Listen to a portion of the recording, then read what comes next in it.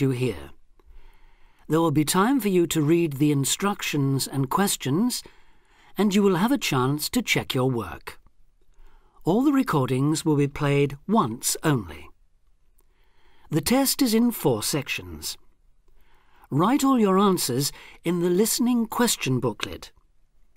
At the end of the real test, you will be given 10 minutes to transfer your answers to an answer sheet. Now turn to section 1. Good afternoon, everyone. Today I am going to tell you about the research I have been conducting into the history of soap.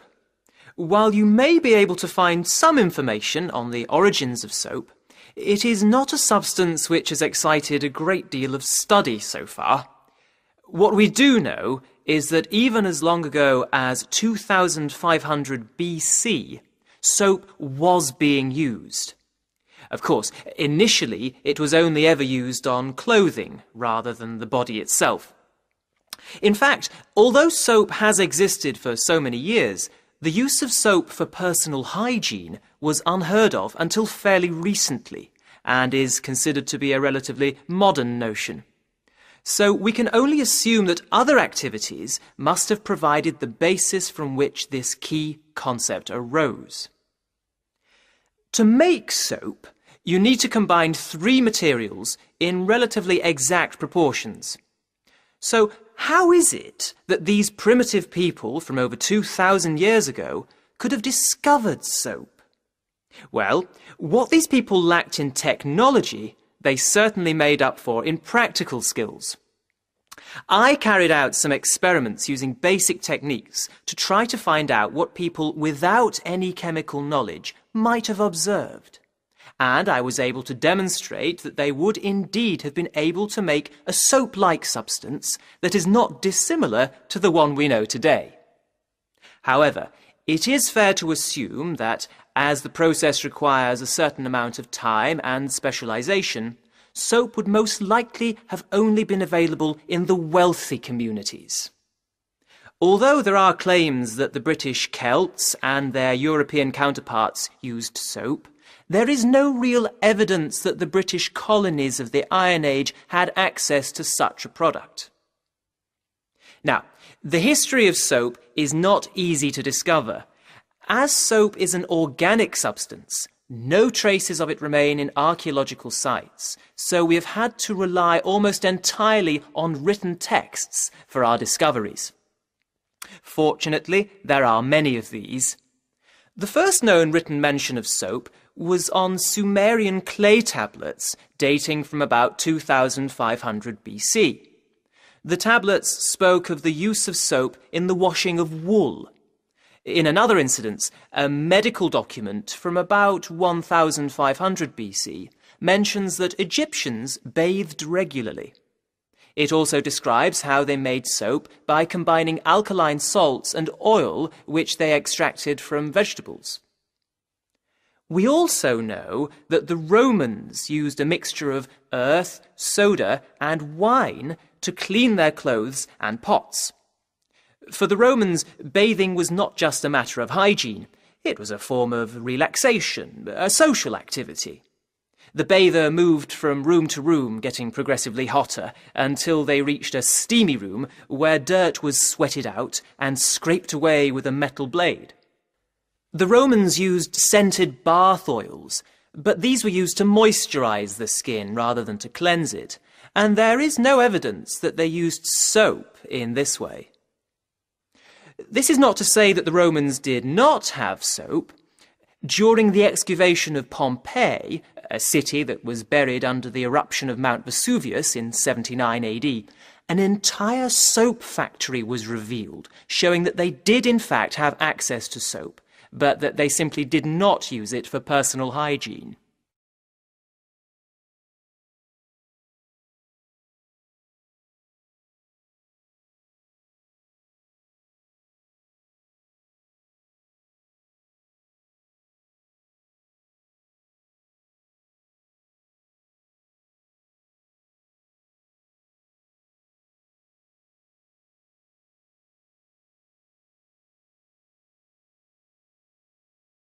Test 3, Section 2. You will hear an extract from a talk about facilities for students with disabilities. First, you have some time to look at questions 11 to 13.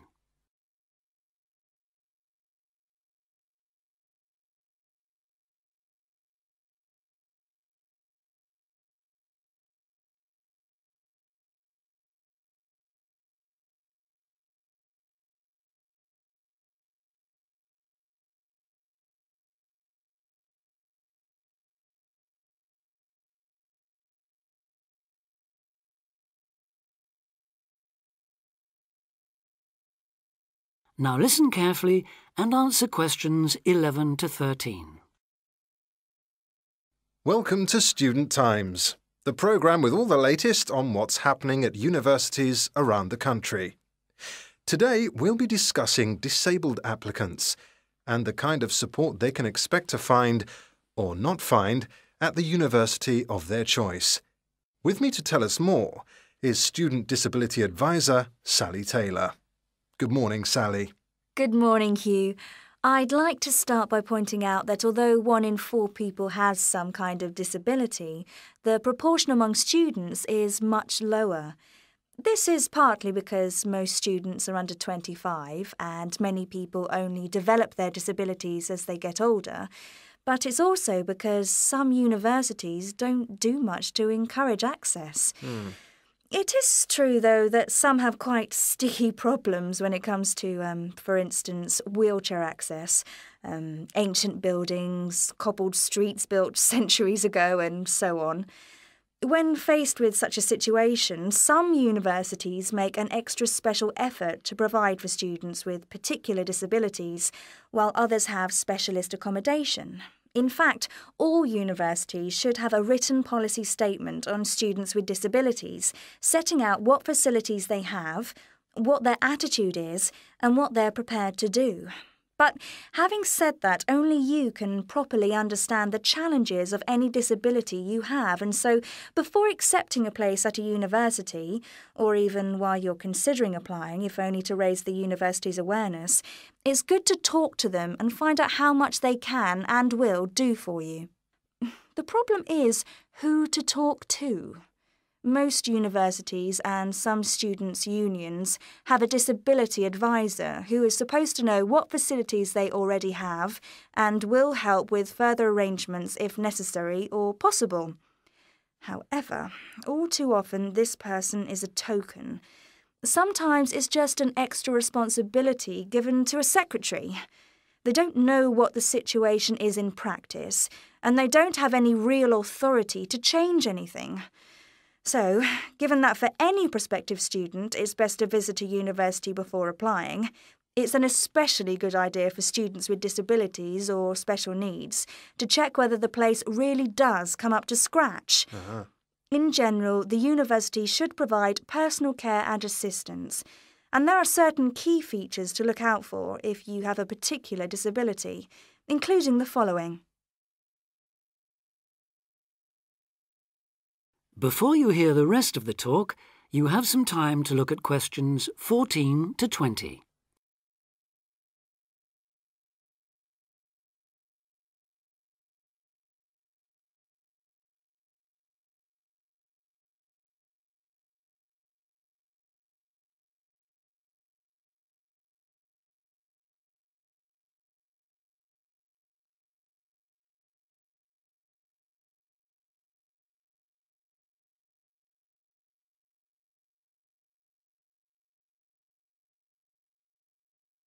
Now listen and answer questions 14 to 20.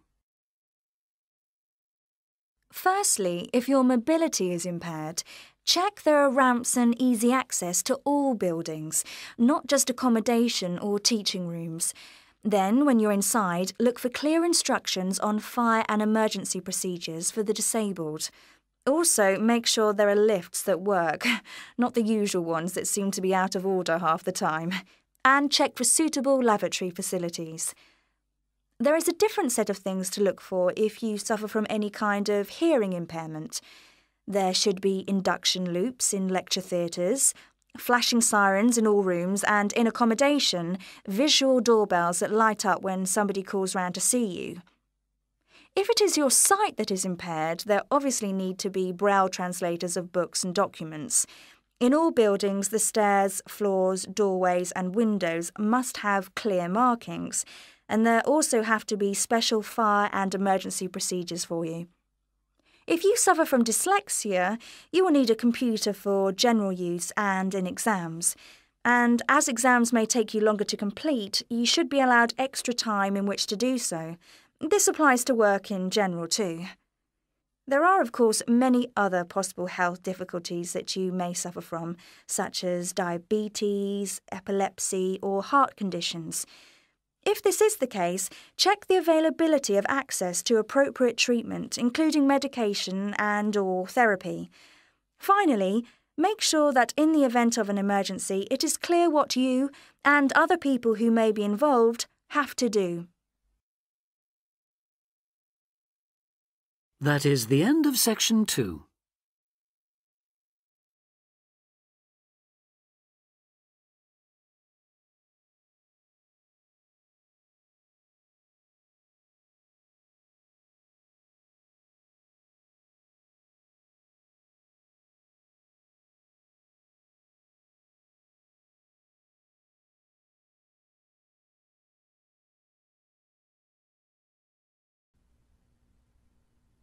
Now turn to section 3 on page 165.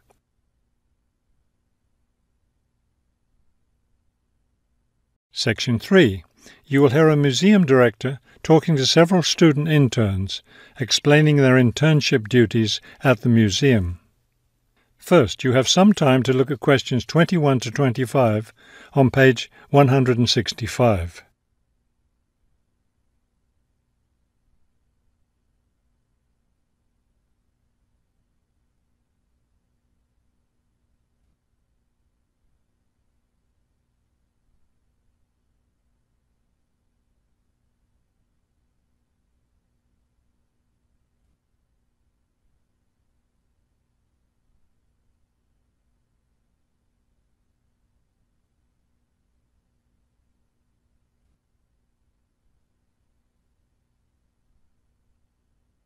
As you listen to the first part of the conversation, answer questions 21 to 25. Welcome to the City Museum of Art. I'm Dr. Shirley Johnson, the director of the museum's internship program. Today, I'll be giving you an orientation to the museum and our museum administrator's internship program. Will we get a chance to tour the museum today? Yes, we'll start right now with a tour of the building. We'll skip the basement. Most of that part of the building is devoted to art conservation, which won't be part of your internship. Let's begin here on the ground floor with the museum offices. I guess this is where we'll be spending most of our time, helping with the office work. You'll spend some time working in here so you can learn what the administrative duties involve. But you'll also get a chance to experience all aspects of museum work. This room in here is the Museum Tours office. I'm interested in that. I'd really like to help out with the tours. That's great, because you'll all have a chance to lead some tours and maybe even to develop a tour of your own, too. Let's go up to the second floor now. This is the boardroom in here, isn't it? Will we get to go to board meetings? Only members of the board of directors attend those. Now, back here behind the galleries are the classrooms. You're all welcome to attend any class you want at no charge. But we won't be teaching any, will we? No, the staff of the education department is responsible for that. Let's move up to the third floor now and the research department. Each of you will spend some time working in here. Great. I'd like to help with the research. We're working on some very interesting research projects right now. Also, as an extension of your research work, you'll probably contribute to some of the museum's brochures. I'm looking forward to that. I like writing about art. Another thing I've been hoping to be able to do is meet some artists. You're in luck then. We've planned a reception for the first day of your internship, and you'll have the chance to meet several local artists then. Before you hear the rest of the conversation, you have some time to look at questions 26 to 30 on page 165.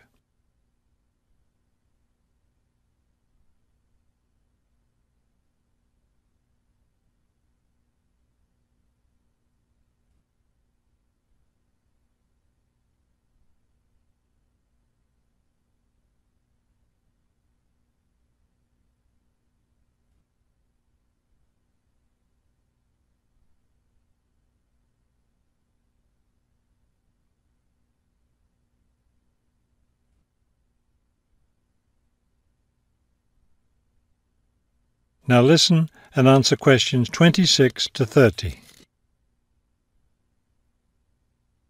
Could you give us a little background of the museum? I mean, when it was built and some information about the collections and things like that? Of course. The main part of the museum was built in 1895 with a combination of public and private funds. The new wing was built 60 years later with a donation from the Rhinebeck family. That part of the museum was built for the modern art collection, wasn't it? Yes, it was. In the main part of the museum, we have a gallery devoted to works by local artists, our sculpture collection, and a small collection of classical European art. You mentioned classes earlier. What kinds of classes does the museum offer? In our adult education program, we offer a series of art history classes, and for children, we have a program of arts and crafts workshops. You can get a brochure from the office that will give you more information. I saw a lot of chairs set up in the main hall. What are those for? Those are there for tonight's musical performance. We offer a weekly concert series during the fall and winter, and of course, all of you are welcome to attend. Now, if there are no more questions, let's step into my office and I'll show you your schedules.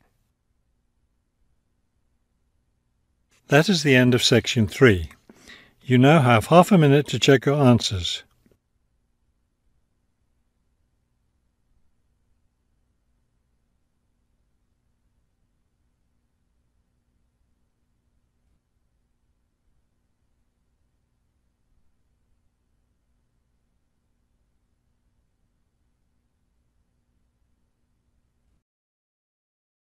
Now turn to Section 4. Section 4. You will hear an extract from a talk given by a lecturer from Management Department of a university on the topic Job Satisfaction. First, you have some time to look at questions 31 to 36.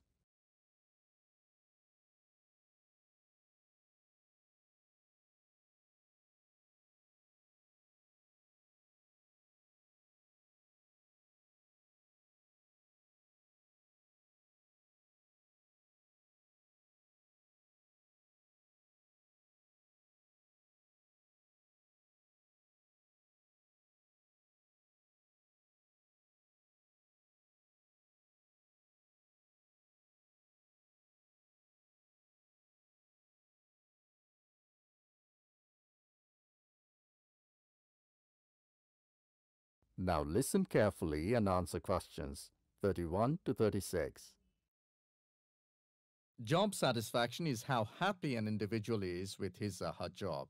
Scholars and human resource professionals generally make a distinction between affective job satisfaction and cognitive job satisfaction. Affective job satisfaction is the overall extent of pleasurable emotional feelings individuals have about their jobs, and is different from cognitive job satisfaction, which is the extent of individual satisfaction with particular facets of their jobs such as pay, pension, arrangements, working hours, and numerous other aspects of their jobs. At its most general level of conceptualization, job satisfaction is simply how content an individual is with his or her job. Affective job satisfaction is usually defined as are one-dimensional, subjective construct representing an overall emotional feeling individuals have about their job as a whole. Hence, effective job satisfaction for individuals reflects the degree of pleasure or happiness their job in general induces. Cognitive job satisfaction is usually defined as being a more objective and logical evaluation of various facets of a job.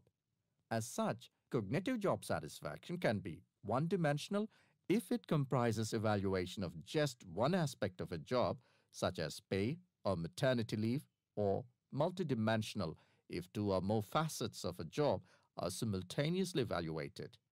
Environmental factors. One of the most significant aspects of an individual's work in a modern organization concerns the management of communication demands that he or she encounters on the job. Demands can be characterized as a communication load. Individuals in an organization can experience communication overload and communication underload, which can affect their level of job satisfaction. Communication overload can occur when an individual receives loads of message in a short period of time, which can result in unprocessed information, or when an individual faces more complex messages that are more difficult to process.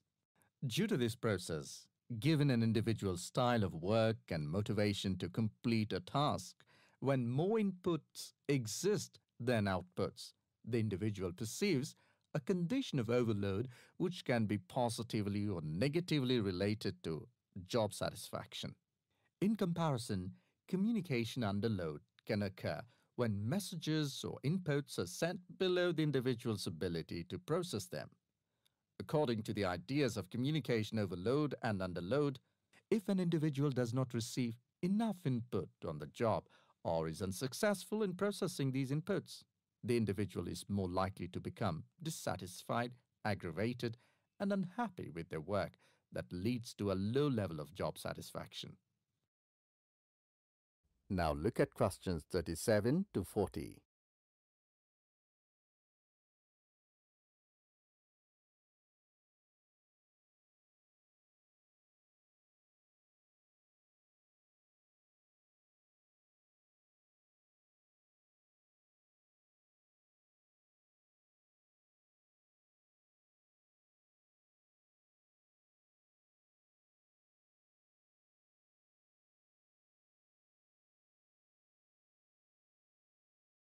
Now listen to the second half of the recording and answer questions 37 to 40.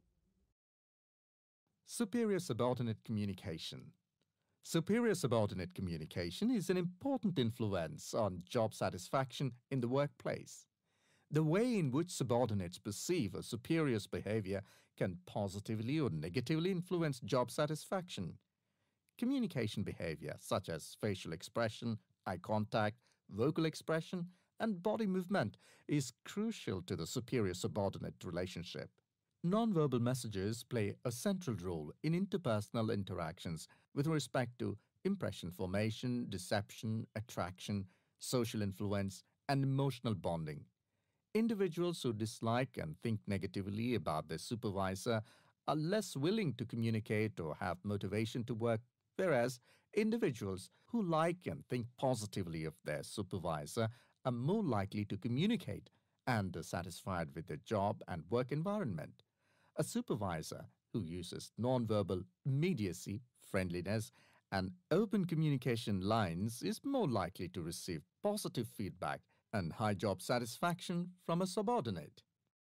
Strategic employee recognition. Employee recognition is not only about gifts and points. It's about changing the corporate culture in order to meet goals and initiatives, and most importantly, to connect employees to the company's core values and beliefs. Strategic employee recognition is seen as the most important program, not only to improve employee retention and motivation, but also to positively influence the financial situation. The vast majority of companies want to be innovative, coming up with new products, business models, and better ways of doing things. However, innovation is not so easy to achieve. A CEO cannot just order it and so it will be achieved. You have to carefully manage an organization so that over time, innovations will emerge. Individual factors. Mood and emotions form the affective element of job satisfaction. Moods tend to be long-lasting, but often weaker states of uncertain origins, while emotions are often more intense, short-lived, and have a clear object or cause. Positive and negative emotions were also found to be significantly related to overall job satisfaction. It was found that suppression of unpleasant emotions decreases job satisfaction, and the amplification of pleasant emotions increases job satisfaction. There are two personality factors related to job satisfaction: alienation and locus of control. Employees who have an internal locus of control and feel less alienated are more likely to experience job satisfaction, job involvement, and organizational commitment. The characteristics like high self-esteem, self-efficacy, and low neuroticism are also related to job satisfaction. That is the end of section 4. Now you have some time to check your answers.